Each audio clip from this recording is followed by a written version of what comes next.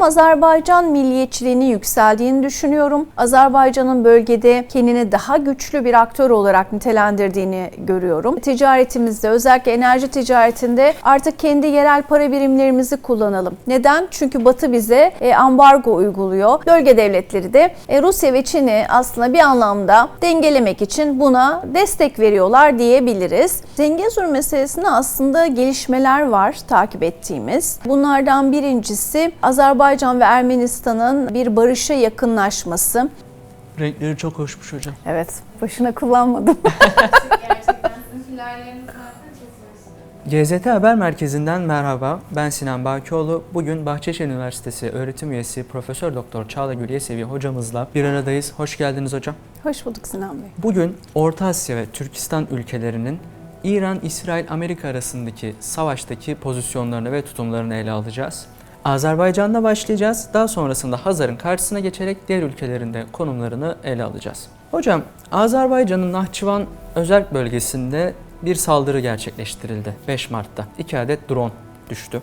Bunun üstüne de Azerbaycan Devlet Başkanı Sayın Aliyev çok sert bir açıklama yaptı İran hakkında. Hatta seferberlik iddiaları da gündeme geldi. Azerbaycan bu ateş çemberinden kendini nasıl koruyor? Bakü'nün bu krizdeki en büyük endişesi neydi? Şunu ifade ederek başlayalım. Biz biliyorsunuz uluslararası ilişkilerde konuşurken bölgeleri böleriz. İşte Orta Doğu'dan bahsederiz. Bizim Türkistan dediğimiz ama uluslararası ilişkilerde Orta Asya denilen bölge. İşte Kafkasya'yı ayırırız. Bu saldırı aslında bize şunu gösterdi. Yani Orta Doğu'yu bu kadar net bir şekilde diğer bölgelerden ayırabiliyor muyuz? Yani savaşın bölgeselleşmesinden bahsederken, savaş bölgesel bir hale geldi derken aslında bölge dışına da taştı. Bu noktada da Azerbaycan'a gerçekleştirilen bu saldırı önem taşıyor. Her ne kadar arzu edilmediği, kendileri tarafından yapılmadığı söylense de savaşın içerisinde yani emir komuta zincirinde mi sorun oldu? Yoksa gerçekten bu saldırı Azerbaycan'a yönelik miydi? Bunlar farklı konular ama Azerbaycan'ın bu noktada nasıl cevap verdiğini ben önemsiyorum. Çok net bir cevap verdi. Sizin de ifade ettiğiniz gibi ben de hani sert bir cevap mıydı diye değerlendirmeye çalıştım. Şunu ifade edebiliriz. Azerbaycan Karabağ Savaşı ardından farklı bir kimlikle karşımızda. Bu zafer tabii ki çok önemli ve Azerbaycan bu zafer hakkında bir gururlanma yaşaması, mutluluk yaşaması da çok normal. Dediğim gibi Azerbaycan'ın kimliğini etkileyen, Azerbaycan'ı dünya üzerine daha görünür kılan bir zaferden bahsediyoruz. Biz de bu zaferi büyük bir mutlulukla paylaştık.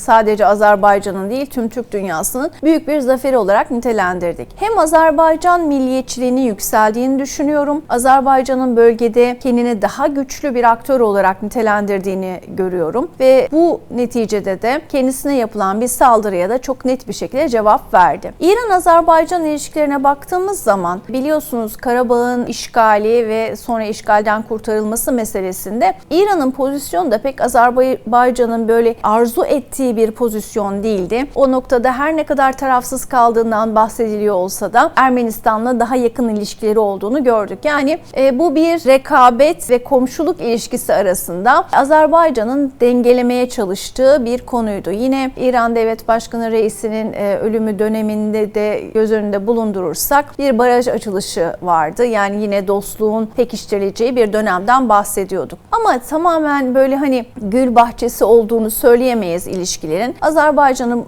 bu savaş neticesinde ve öncesinde ilişkilerini daha dengeli bir şekilde devam ettirmeye çalıştığını görüyoruz. Tabii bunu nitelendirirken bazı konuları da göz önünde bulundurmakta fayda var. Dediğim gibi Azerbaycan bir zafer kazanmış ülke, askeri yönden güçlü. Yine bu savaş neticesinde hatırlayacak olursanız Azerbaycan'ın farklı ülkelerle gerçekleştirdiği işbirlikleri de söz konusuydu. Bunlardan bir tanesi Türkiye'ydi. Türkiye'nin hem askeri anlamda teçhizat bakımından yardımcı olduğunu, yine zafer anlatısında ve zafer törenlerinde Türkiye ile birlikte hareket ettiğini ve Türkiye'nin en önemlisi eğitim alanında Azerbaycan'a yardımcı olduğunu biliyoruz. Ancak Azerbaycan'ın bu noktada ilişki geliştirdiği diğer ülkenin de İsrail olması Azerbaycan'la İran ilişkilerinin daha keskin hale gelmesini, olumsuz etkilenmesini de gündeme getirdi. Hocam bu savaş özelinde artık şu tartışmaları gözlemledim. Hem rapor yazan uluslararası kuruluşlarda hem de akademide. Mal ve hizmetlerin A noktasından B noktasına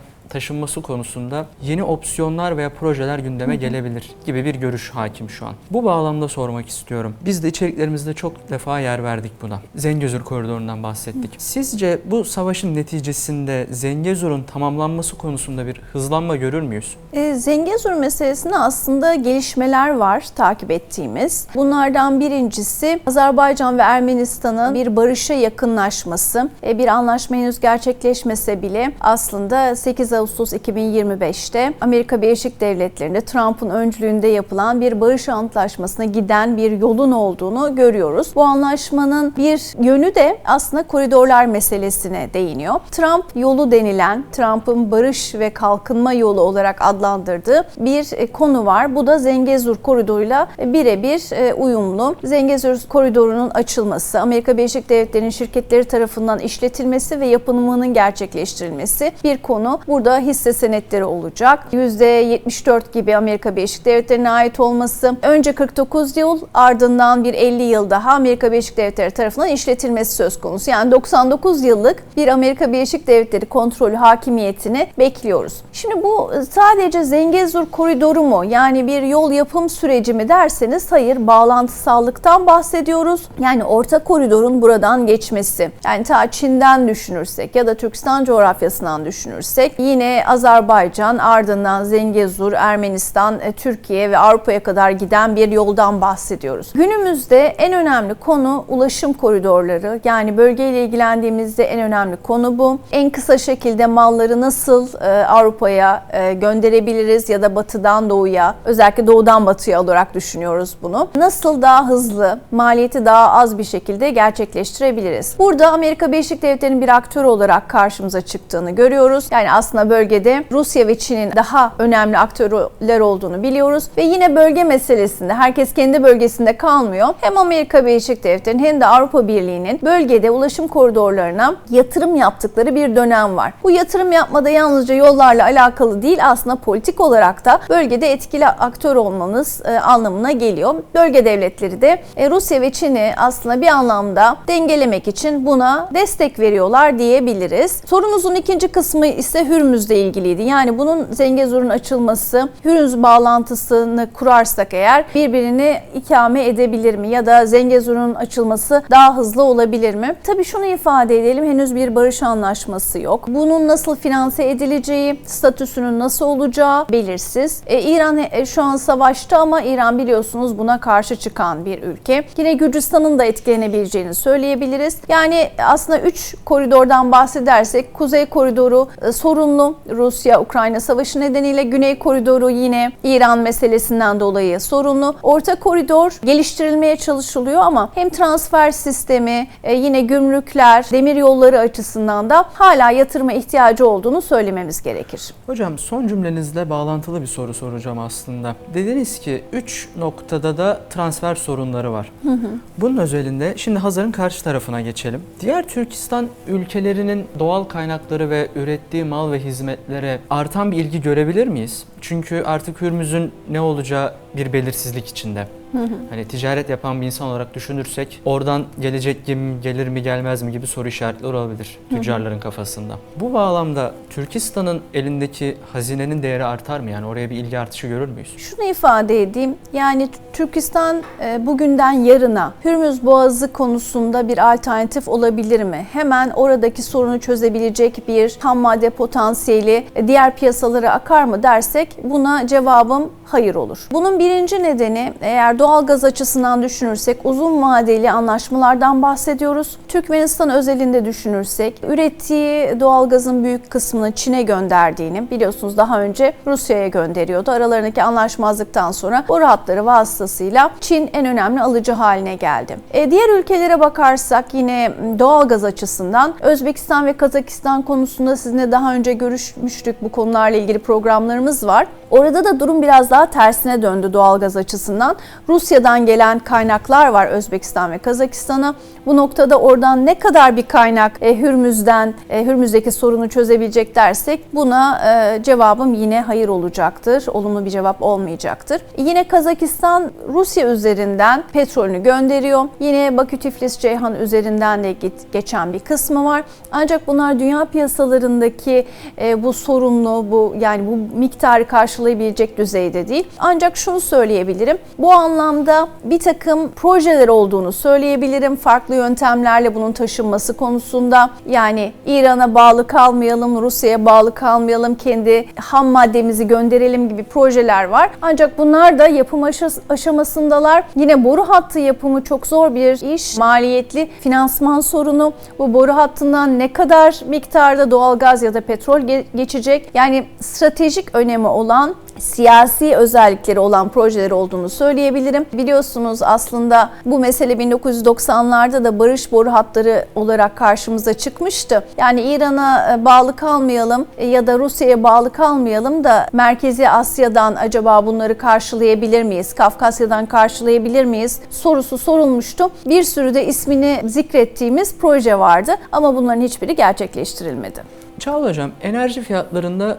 çok ciddi dalgalanmalar gördük. Bir dönem çok yükseldi, düştü, sonra tekrar yükseldi, düştü şeklinde böyle bir döngü içerisindeyiz maalesef. Bu bağlamda Türk Devletleri Teşkilatı bünyesinde bir enerji dayanışma mekanizması kurulabilir mi mesela sizce? Örneğin bir mal hizmet takası karşılığı enerji göndermek gibi ihtimaller konuşulabilir mi? Şöyle söyleyeyim Sinan Bey, bu aslında dünyadaki ana mesele. Yani bugün her ne kadar işte petrol yükseldi diyorsak da petrolle ilgili düzenin bozulması ana mesele olacaktır. Petrol nasıl alınıp satılıyor? Dolarla alınıp satılıyor. Yalnızca bu alım satımda doların kullanılması önemli değil. Aslında devlet tahvillerinden bahsediyoruz. Bu mekanizmanın işlemesinden bahsediyoruz. Yani Amerika Birleşik Devletleri'nin var olan düzeni devam ettirmesinden bahsediyoruz. Bu düzenin değişecek olması ciddi bir sorun yaratacaktır. Biliyorsunuz BRICS bünyesinde bu çok uzun zamandan beri konuşuluyor. Dolarsızlaştırma. Yani biz ticaretimizde, özellikle enerji ticaretinde artık kendi yerel para birimlerimizi kullanalım. Neden? Çünkü Batı bize ambargo uyguluyor. Biz transfer sistemlerinde yer alamıyoruz. Yani yeni bir dünya düzeni kurulabilir mi dersek, bunda doların gücünü azaltma, doların yetkinliğini ortadan kaldırma meselesi ana gündem maddesi olacaktır ve bununla ilgili dayanışmanın var olduğunu söyleyebilirim. Yani yuan kullanımı, ruble kullanımı, işte tümenin ya da riyal olarak adlandırılan İran parasının kullanımı. Bunlar gündemde mi? Evet, gündemde. Peki Türkistan coğrafyası için böyle bir konu var mı? Yani enerji konusunda da pek çok konuda da özellikle ekonomik işbirlikleri konusunda müzakerelerin devam ettiği pek çok alan var Türk Devletleri Teşkilatı içerisinde. Ancak şunu ifade edeyim. Türk Devletleri Teşkilatı'nın ana gündemi bu değil. Türk Devletleri Teşkilatı bir ortak kültür birliği üzerinde nasıl daha fazla ekonomik işbirliği yapabiliriz ya da diğer alanlarda, bugün 40 farklı alandan bahsediyoruz. Bunlar alanında ortaklıklardan bahsediyor. Kendi aralarında yapacakları iletişimde ve satın almalarda uzun vadeli aslında bir takım planlar ve nasıl yapılacağı belli olan anlaşmalar var. Yani bugünden yarına bunda bir değişiklik olmasını ben öngörmüyorum. Ama tabii ki durum kötüleşirse, artık dünyanın enerji düzeni, ekonomik düzeni tamamen değişirse bu noktada bölge ülkeleri de kendi para birimlerini kullanma yoluna gideceklerdir. Bence bu soru çok kıymetli. Çünkü dünya düzeninin değişimi meselesi. Yani BRICS bir alternatif olabilir mi? Aslında o bir uluslararası örgüt değil ama dolarsızlaşmayı konuşuyor. Kendi para sistemlerini ve transfer sistemlerinin konuşulması dünya düzeninin bir gün değişebileceğini ve bununla ilgili bir hazırlık olduğunu da gösteriyor. Ama bugünden yarına gerçekten büyük değişiklikler ben beklemiyorum. Sizce yakın gelecekte Türkistan ülkelerinin savunma harcamaları artabilir mi? Yani Sinan Bey, şunu söyleyeyim, bölge ülkeleri, Türkistan coğrafyasındaki ülkelerin ikili askeri anlaşmaları var. Ancak şunu da unutmayalım, hani Türk Devletleri Teşkilatı bazında bakarsak bunun bir savunma örgütü olmadığını hemen ifade etmem lazım. Ancak bölge ülkelerinin farklı savunma sistemleri içerisinde yer aldığını da ifade etmemiz lazım. Bölge ülkeleri farklı güvenlik anlaşmaları içerisindeler. Bunlardan bir tanesi de önemli bir örgüt, Rusya'nın başat aktör olduğu Kolektif Güvenlik Antlaşması örgütü. Burada tabii ki ortak tatbikatlar yapılıyor. Rusya'nın silah sistemlerini kullanıyorlar. Bunun içerisinde yer alması aslında belli yükümlülükleri getiriyor. Eğer nasıl anlaşmalar yaptıklarına bakarsak, bunun içerisinde yer alan ülkelerin, bölge ülkelerinin Rusya ile anlaşmalarını devam ettireceklerini görüyoruz. Tacikistan hem Rusya ile ilişkilerini devam ettiriyor hem de Çin'le bir mesela Smart City dediğimiz gözetleme radar sistemlerinde kullandığını görüyoruz. Bölge ülkelerinin farklı anlaşmaları var. Ama bunun dışında Türkiye ile ikili askeri işbirliklerini de görüyoruz. Bunun için en önemlisi Azerbaycan'dan bahsetmemiz lazım.